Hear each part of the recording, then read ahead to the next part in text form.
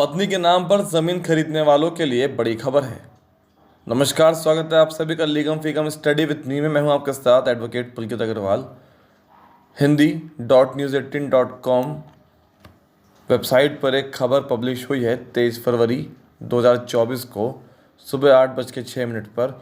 खबर का शीर्षक है, पत्नी के नाम पर जमीन खरीदने वालों के लिए बड़ी खबर, इलाहाबाद हाईकोर्ट का बड़ा फैसला। चलिए पढ़ते हैं पूरी खबर। इलाहाबाद हाईकोर्ट ने एक मामले की सुनवाई के दौरान टिप्पणी करते हुए फैसला सुनाया कि हिंदू व्यक्ति द्वारा अपनी पत्नी के नाम पर खरीदी गई संपत्ति परिवार की संपत्ति होगी।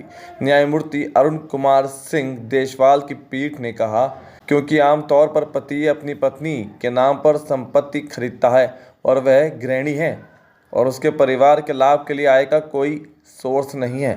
दरअसल ये फैसला एक व्यक्ति द्वारा अपने पिता द्वारा खरीदी गई संपत्ति में अपना हिस्सा मांगने की अपील पर आया था। याचिकाकर्ता ने कहा कि चूंकि संपत्ति उनके पिता ने उनकी मां के नाम पर खरीदी थी, इसलिए ये संयुक्त परिवार की संपत्ति थी। उन्होंने कहा कि उन्होंने इस भूखंड पर एक संरचना का निर्माण किया था जहां से पूरा परिवार व्यवसाय चला रहा था। याचिकाकर्ता के वकील ने उच्च न्यायालय के समक्ष तर्क दिया कि चूंकि मां एक गृहिणी थी, इसलिए उनके नाम पर खरीदी गई संपत्ति संयुक्त परिवार की संपत्ति होनी चाहिए, व्यक्तिगत नहीं।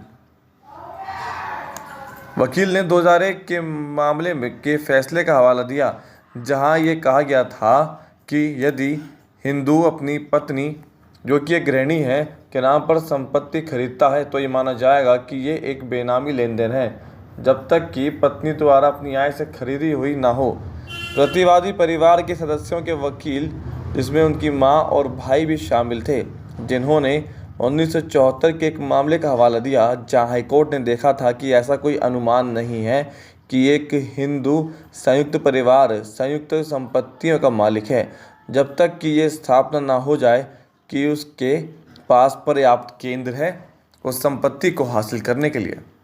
वकील ने 2020 के एक मामले में सुप्रीम कोर्ट के फैसले का भी हवाला दिया, जहां ये माना गया था कि जब तक ये दिखाने के लिए सामग्री पेश नहीं की जाती संपत्ति खरीदने के लिए हिंदू अविभाजित परिवार यानी HUF के फंड से भुगतान किया गया था, तब तक संपत्ति उसकी नहीं हो सकी। हालांकि एकल पीठ ने निषेधाज्ञा याचिका को कायम रखा और बेनामी संपत्ति लेन देन निषेध अधिनियम 1988 के अनुसार कहा, यदि पति अपनी पत्नी या बच्चों के नाम पर संपत्ति खरीदता है तो ऐसा नहीं कहा जाएगा बेनामी संपत्ति होगी, लेकिन पति द्वारा अपने स्रोत से खरीदी गई मानी जाएगी। तो ये अहम फैसला आया है कोर्ट का, और जो वीडियो बनाई हमने कैसे लगी आपको, इस वीडियो को शेयर भी ज़रूर करें। धन्यवाद।